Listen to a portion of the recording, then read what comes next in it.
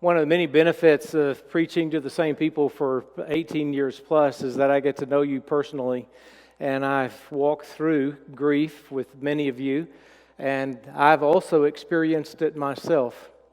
The tombstone that you see on your screen now is the one of my parents.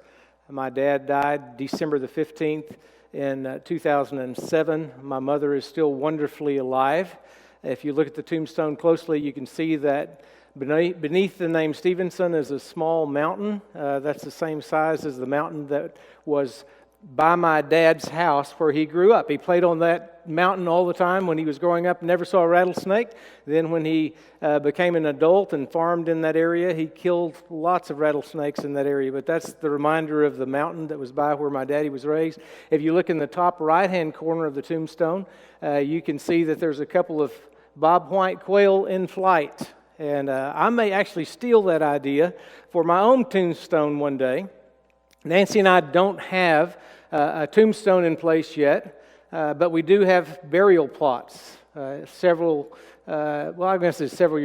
years ago, she had on her list that we needed to buy burial plots, and we had decided we would be buried in Hobart because that's where we were raised, and so that was on the list, and we wanted to get that checked off, or she did.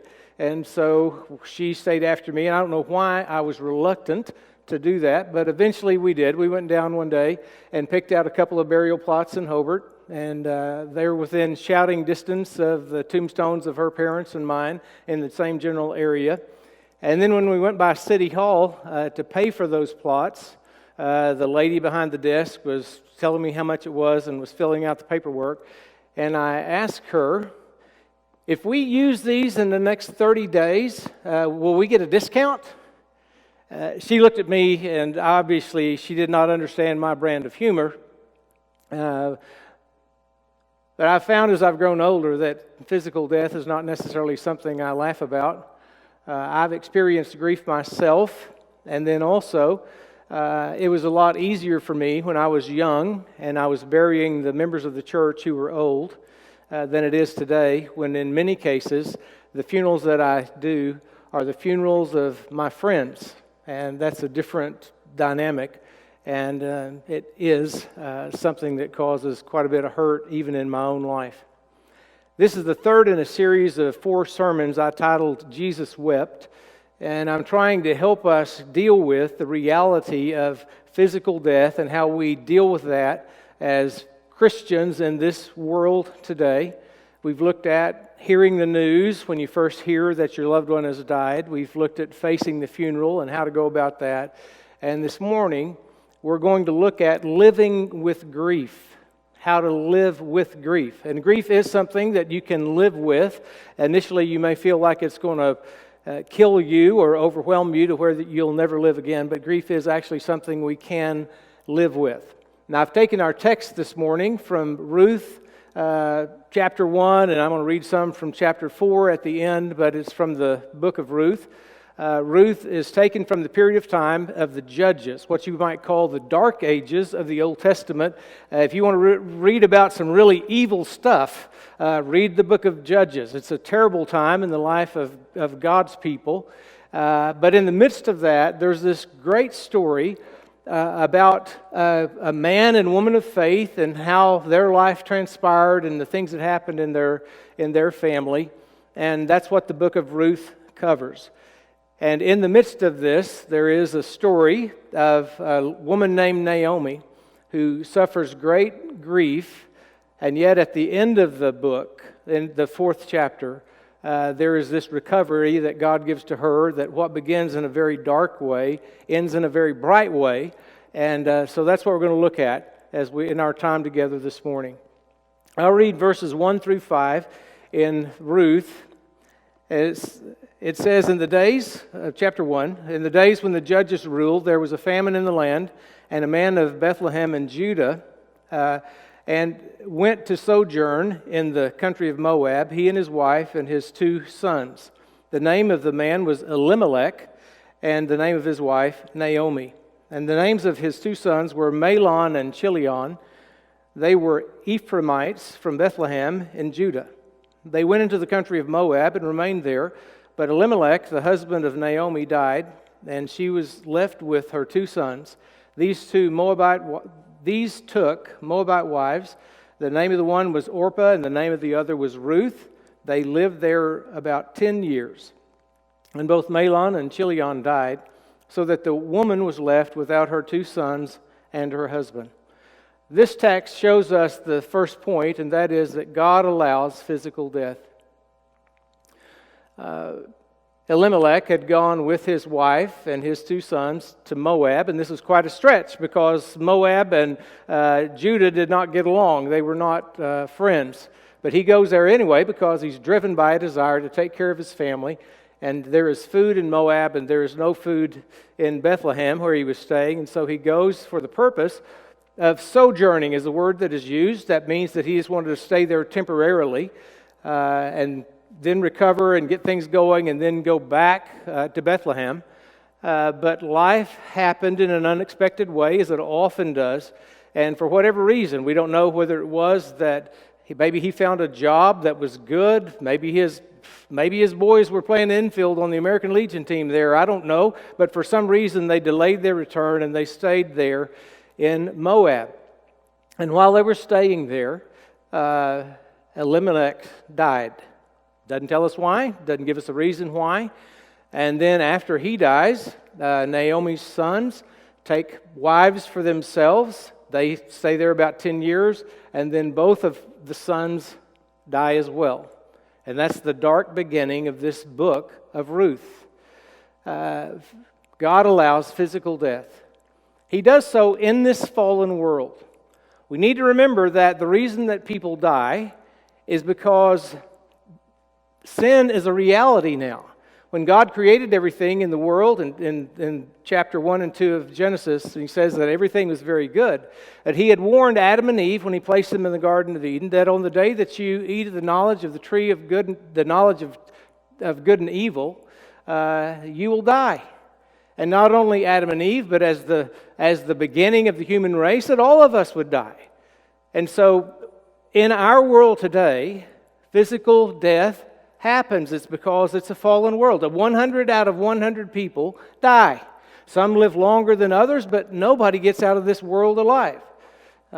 Late last year, my seminary friend Carl Barrington called me and asked me to do his funeral here in Oklahoma.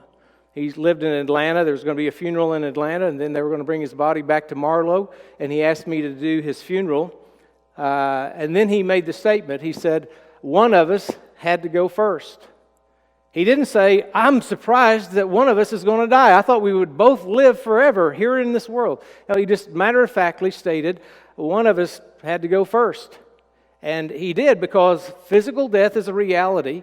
God allows physical death in this fallen world. So when someone asks me, and they do that on occasion, they'll say, well, how could a loving God allow this to happen? How could a loving God allow this person to die?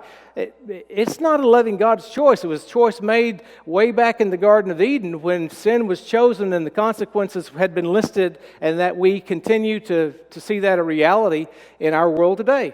God allows physical death in this fallen world without exception. Elimelech has the meaning, the name of the man, Naomi's husband who died. His name means, my God is king. And we can assume from that in the midst of all of the evil that took place during that period of the Judges, that he had a relationship with Yahweh. He has a relationship with God where he's made God his king, and he's choosing to live in a way that God wants him to do. He goes to a foreign land where he's endangered because he wants to take care of his wife. He wants to take care of his kids. He's doing things the right way, and yet in spite of the fact that he's doing things the right way, he still dies. He dies when he's young. He dies before he sees his boys graduate from high school. He dies at a young age, and so his death was not because he did something wrong or because he had a lack of faith. His death was because that happens to all of us. God allows physical death in this fallen world without exception, leaving survivors. After Elimelech dies, 10 years pass and his sons marry, and then they die. Mahlon and Chilion, they also die, and Naomi is left. She is a survivor. And we may assume that if Elimelech, Mahlon, and Chilion knew the God of Israel, the God of Abraham, Isaac, and Jacob, if he was my God is king, if he had that relationship, that when he died, he went to Abraham's bosom, or he went to be where things were better by far, because it's always an upgrade when somebody who knows God, who in our day and time, when we are in Christ and we know Christ, have a relationship with Christ, whenever we die, it's better by far. But for Naomi, it wasn't better by far. She had no deacon to make sure that her needs were met. There was no Social Security. Before all was said and done, she's going to be sending Ruth out to try to gather up some leftover barley from the barley harvest so that they have enough food to eat. She survived, and she's left without her husband, who had been taking care of her, and life becomes very hard at that point. And so there are always survivors. Whenever I read an obituary, I've read a lot of those through the years, one of the last things they list are the survivors. So-and-so survived by, and there have always been survivors. I couldn't think of an obituary where there were no survivors. Now, sometimes I may pronounce the name wrong, get the pronunciation wrong, but there's always survivors. And so when there's someone who dies, there's somebody who's left behind, like Naomi, like Ruth, like Orpah. They're left behind. Maybe this morning you're one of those that's been left behind, that your loved one has died, and you are surviving, and also you're probably hurting. God allows physical death. There's the death of these that happened. And then before I get to the second point, before I read the next text, let me fast forward here. Naomi hears that there is food now back in Bethlehem, back in Judah. The rains had started. The rains came down and the barley came up. The rains came down and the barley came up. So there's food that's there. And she decides to go back to where she had come from 15 years ago, however long ago it had been. She's going to go back to her homeland. And when she starts to go, Ruth and Orpah, her sister-in-law, go with her for a while, and they're going to go with her. And then Naomi says, go back to your mother's home, go back to Moab, find you a husband, raise some children. You don't need to go with me. And they said, no, we're going to go with you. And then she says, listen, then the way the Jewish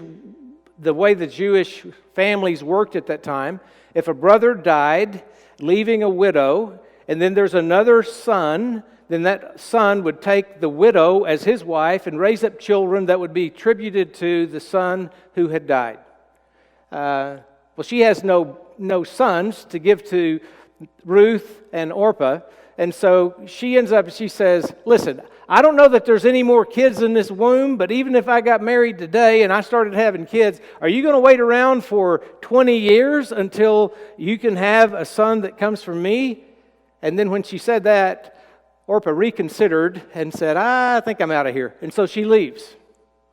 But Ruth decides she will stay. And she makes that great statement that we use even sometimes now in weddings. We use that for, people use it where she says, wherever you go, I will go. Wherever you lodge, I will lodge.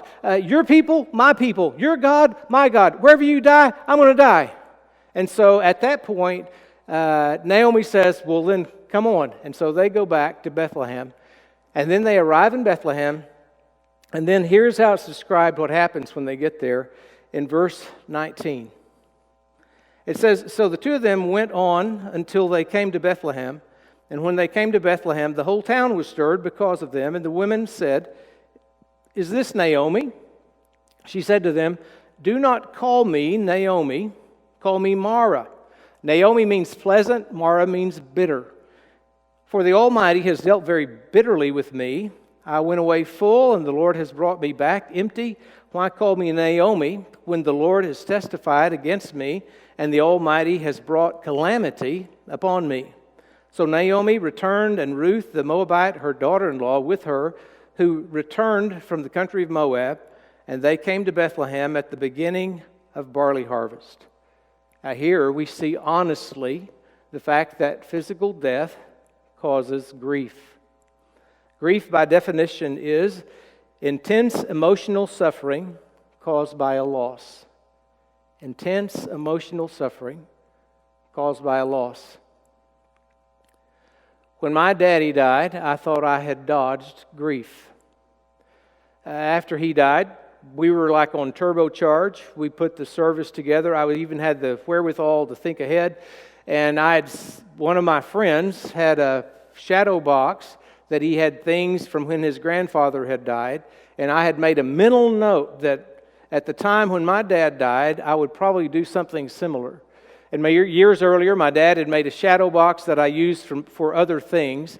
But after he died, I was like, I'm going to get some things that remind me of my dad. And so after he died, I got his wallet. It didn't have any money in it, but it had his license and all of some other things in it. I got it just as it was when he died. I got his last bottle of nitroglycerin pills that he had had. He always had some of those in his pocket for about 20 years to help with the chest pain from his heart problems. And I kept that. And I had this plan to make a box of memories, not a memorial, but just to remind me of my dad. And I still have that behind my desk in the study here in the church. And so I got those things, and then I remember one of the first days I was out there at my mom's, and she took a nap, and I went down to the farm south of there where we call down yonder. I climbed up on a mountain, and I looked around, and I remembered plowing, I remembered fixing fence, I remembered putting diesel around the bottom of the mesquite trees back when that was still legal, and how many mesquite trees we killed and rattlesnakes we'd killed and all kinds of things. I just went up on the mountain, and it wasn't a grieving time. I wasn't crying. I was just celebrating. My daddy was with Christ, which was better by far. And then we had the service, and Rod Maynard sang I Can Only Imagine. It was great. Of course, it ruined the song for me from then on. Every time I hear that song, I think about my dad. That's not a pleasant thing. It makes me kind of emotional. While we were at the funeral, there were people who came by. We had the meal together.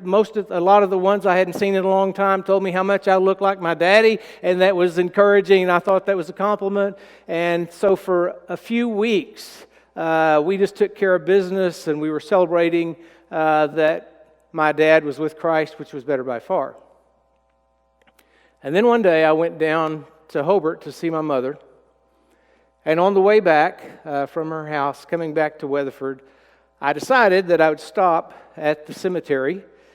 And my goal was to retrieve a pine cone from the wreath or the whatever you put on the casket piece that was on his casket. Now it's on his grave.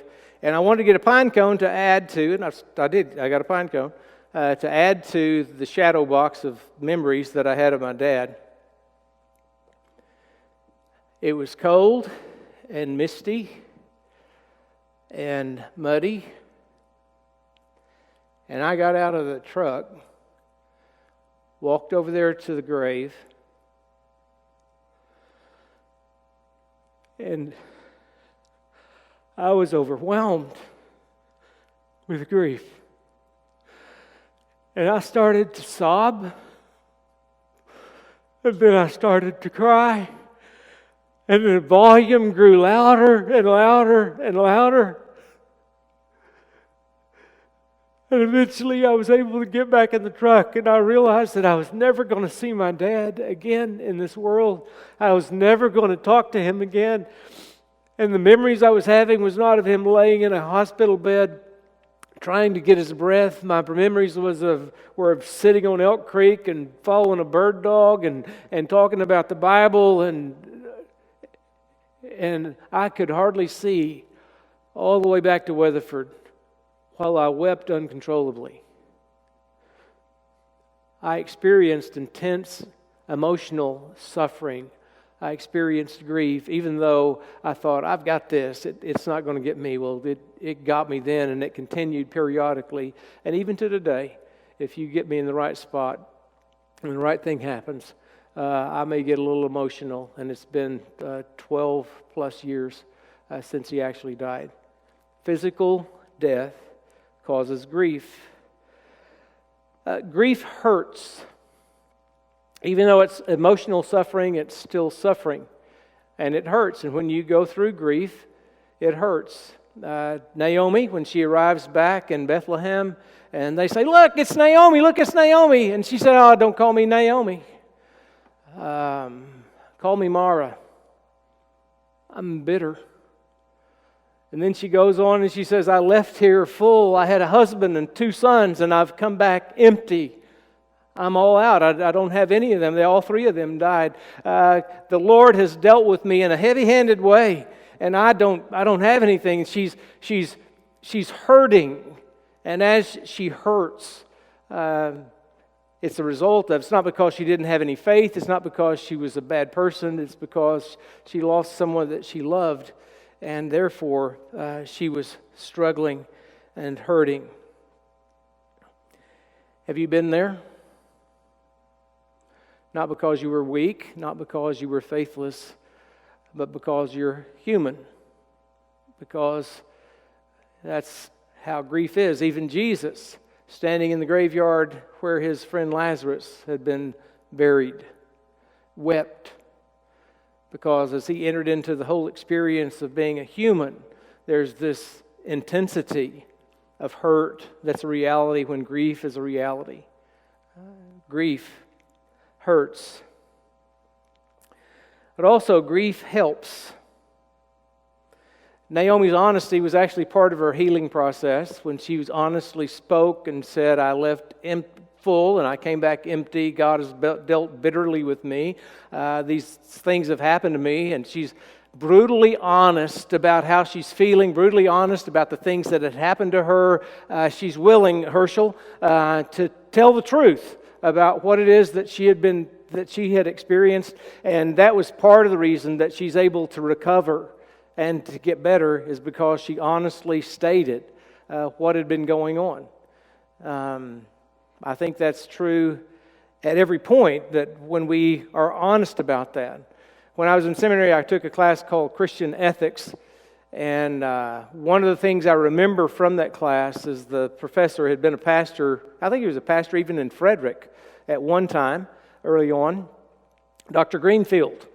And he was telling a story about someone in his church that had cried out and was saying basically things about God, that not knowing why God would allow something that happened, and she was weeping and crying, and then he said that he told her, you can tell God anything. He has a big set of shoulders. And I've used that often during ministry when someone cries out. It's almost like they're afraid that if they tell God what they're thinking, that He's going to get mad at them. Well, I don't know if you figured it out yet or not, but God knows what you're thinking even before you say it. And so you can go ahead and say it, and He's not going to turn against you because you are honest in saying what you say. Did you notice that when Naomi speaks of God, she calls Him 2 different times? She says, the Almighty, the one who's still in control, the one who's still in control of the world and then still in control of my world. She didn't say the one who can't do anything and won't do anything. She maintains that He's still in control, but she just doesn't understand, and she doesn't like what has happened. How many times do you read in the Psalms? And personally, I'll recommend, especially during the time in which we're living now, you need to be reading about 3 Psalms every day. That'll help you to keep your praise deal going. And there are some times when David's praising God, but also there's times when he's questioning God. And he calls out and he says, God, why would you do this? How could this happen? How could the one that I took bread with, he's raised his heel against me. He cries out in brutal honesty to God, even though he's a man after God's own heart. And the fact that he was a man after God's own heart is why he was able to be so brutally honest with God. And God didn't run him off because he was honest and because he questioned what God was doing. God has a big set of shoulders. And David was able to cry out to Him. And as he cried out to Him, he was helped in life and he moved on along. You may have heard of the stages of grief. Different people have from 3 to 10 stages. It's not in the Bible anywhere. But the main thing is that you move through these stages. If you lose someone, there are various things that happen along the way as you go toward recovery. Almost all are in agreement that the first stage is shock.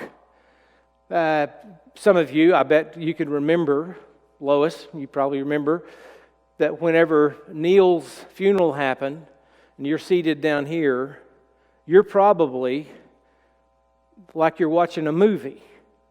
It's like you are not really there.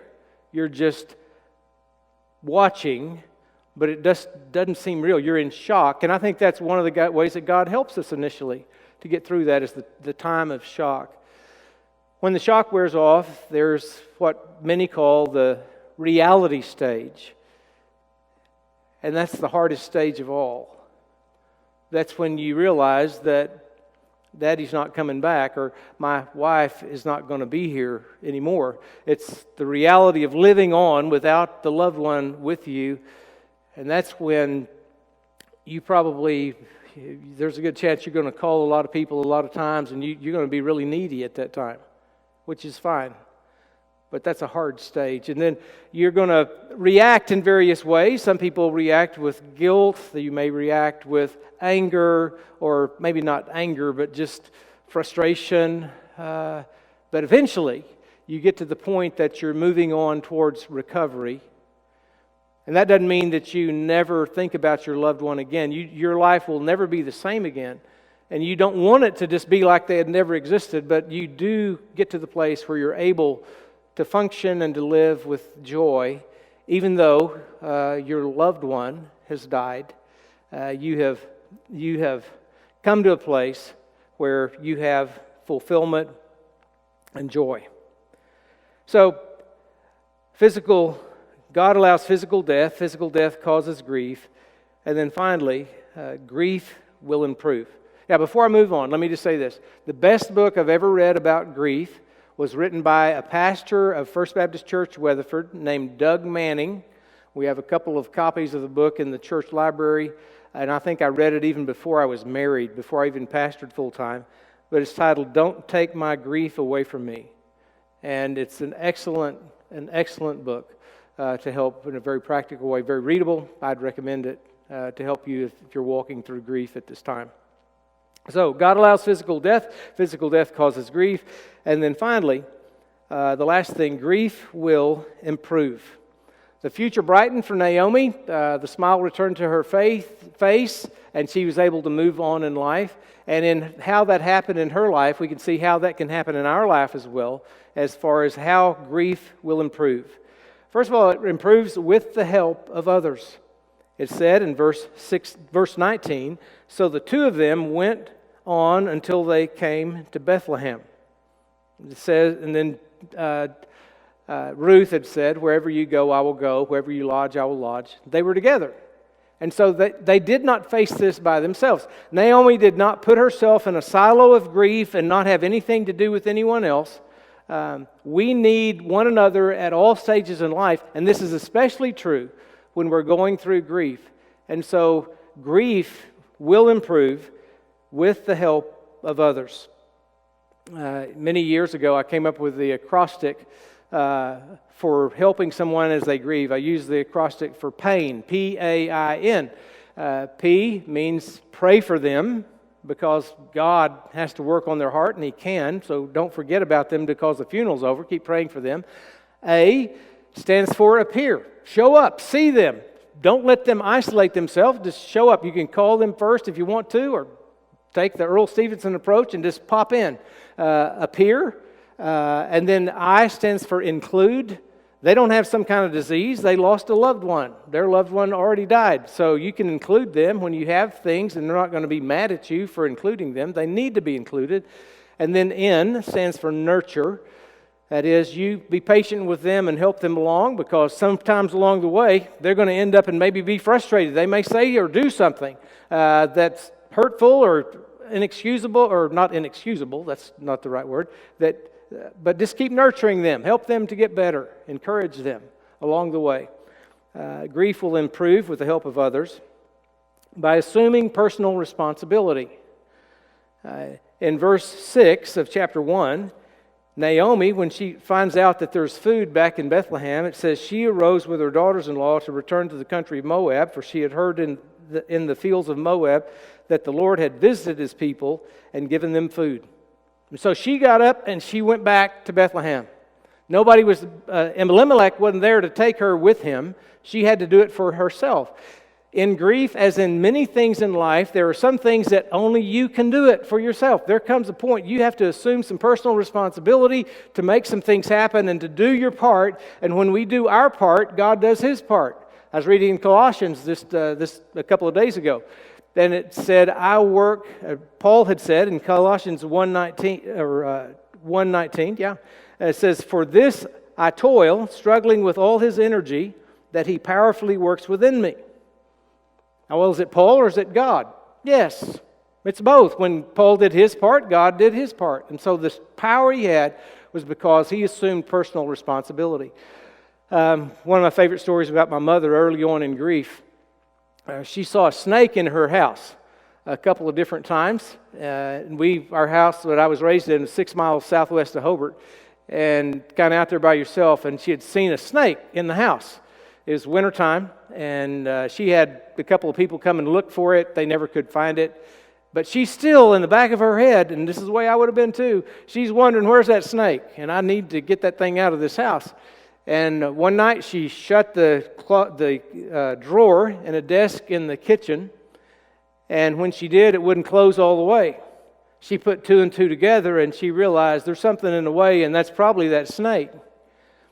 My mother, it's like, Daddy's not here, or Jerry, would what she called him. He's not here to help me. I'm out here by myself in the middle of nowhere, and if I want to get that snake, I got to get it. And so she pulled the drawer out, and there was the snake, not a poisonous snake, but a snake. To me, they're all poisonous, you know. So she reaches in, barehanded, grabs the snake, carries it out the back door, drops it in the backyard, gets a hoe, and between her and God, they both called that snake home. She had no one to help her. She had to do it. And in life, grief will improve as we assume personal responsibility. I'm not recommending that you go and catch snakes. I'm just saying that there are some things in life you got to man up or woman up and do it because it needs to be done. Also, as an act of grace is how grief will improve. Chapters 2, 3, and 4, read those, and you see the mighty hand of God working on behalf of Naomi, on behalf of Ruth, on behalf of the other character there, Boaz, the relative of Naomi that ends up and marries Ruth, and it's God orchestrates that whole thing. It's not an accident. It's not just pieced together at the end. It's the very real working of God as an act of grace. Never doubt the power and ability of God to help you in your time of need. He can do more than we ask or think according to His power that works within us and the power that works around us. And so grief will improve with the help of others by assuming personal responsibility as an act of grace. Brightening Our Future. Now here I'm going to read from chapter 4, verses 13 through 17. And let's look at the end result for Naomi, after she had shown up and said, call me bitter, I'm empty, I've been treated in an unfair way, I don't know that I can go on in life. But here's the final picture we have. It says, so Boaz took Ruth, and she became his wife, and he went into her, and the Lord gave her conception, and she bore a son. Then the women said to Naomi, blessed be the Lord who has not left you this day without a redeemer, and may his name be renowned in Israel. He shall be to you a restorer of life and a nourisher of your old age. For your daughter-in-law who loves you, who is more to you than 7 sons, 7's a perfect number, a full family, says she's more than if you had 7 sons. She's better to you than that, has given birth to him. Then Naomi took the child and laid him on her lap and became his nurse, not nursing him, but taking care of him. So even though she's not blood kin, to Ruth allows her a part of the family, and she's got this bouncing baby boy on her lap as the grandmother chosen by Ruth. And the women of the neighborhood gave him a name, saying, a son has been born to Naomi. They named him Obed. He was the father of Jesse, the father of David. And so you have Naomi with this bouncing baby boy on her lap, and just look at the joy. Just imagine the joy in her eyes. I bet it's just like the joy in my wife's eyes. Nancy, look at this picture. Nancy, many of you have asked, well, show us a picture of your granddaughter. Well, there's the picture. That's Nancy holding Aaron. And can you see the joy in Nancy's eyes? It makes me feel like I'm second place now. I don't know. Maybe I am. But there is great joy that she has. And that's the same kind of joy that Naomi had. God allows physical death. It's a part of what happens in this world. There's coming a time when that's not a reality anymore in the new heaven and new earth. But in this world it is. And when physical death happens, it causes grief that hurts, but also grief that helps in the long run. And then grief will improve by the grace of God. If you're grieving today, this morning, God can help you by His grace. Never underestimate what God can do. If you know of others, they can be helped as well. And so as we end this message, the thing that I would remind you of is that whether it's grief or whether it's any situation in life, that by the grace of God, the unmerited favor of God, we can go on, we can have joy, we can move forward. Have you experienced God's grace? Have you at some point in your life admitted to Him that you couldn't make it by yourself, that you needed His forgiveness, you needed His help, that you needed a relationship with His Son? If you haven't done that, then that's where you begin, is by making sure that you have a relationship with God. And if you haven't trusted Christ as Savior, I would say that's where you need to start. The Bible tells us that God loved the world so much that He gave His one and only Son, that whoever believes in Him, that includes you. Whoever believes in Him will not perish, but have everlasting life. Anything we face in life, God empowers and helps us that we can continue to live and be able to smile again. My favorite preacher in the whole world is a man named Ron Dunn. When I listened to him preach, he would make me laugh and he would make me cry in the same sermon. And he was just a great man of God. He had a prodigal son. And one year, he and his family went to extended family over, I think it was Thanksgiving, some holiday. And when they came back from that holiday, his prodigal son, who didn't want to go with them to the extended family for the holidays, had hung himself in the garage and was dead. Years later, Ron had recovered. He was preaching a revival. And after a revival service, a woman came up to him and said, or he didn't call him Ron, but just said, "It's so good to see you smile." And he said, "Oh, thank you." And he kind of made light of it. "Yeah, I try to have a good smile." And she said, "No, you don't understand.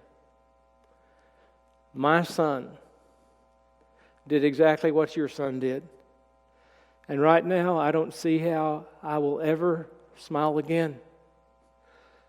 But seeing you smile gives me hope that one day I too will be able to smile again." As your pastor, I can't promise you that in this world you're never going to have any trouble. I think just the opposite is true, that I can promise you that you will. But by God's grace, you can smile again. Not because you deserve it or because you figured things out, but because God is a great God for whom nothing is impossible. Let's bow for prayer. God, I thank you for this wonderful story in the Old Testament in the darkest of times, that we're reminded that you are a God of grace and you're a God who snatches good out of bad, and that the best is yet to come, and we are thankful for that. Thank you that we can live forever, and then while we're in this world that we can live even with grief. In your name we pray. Amen.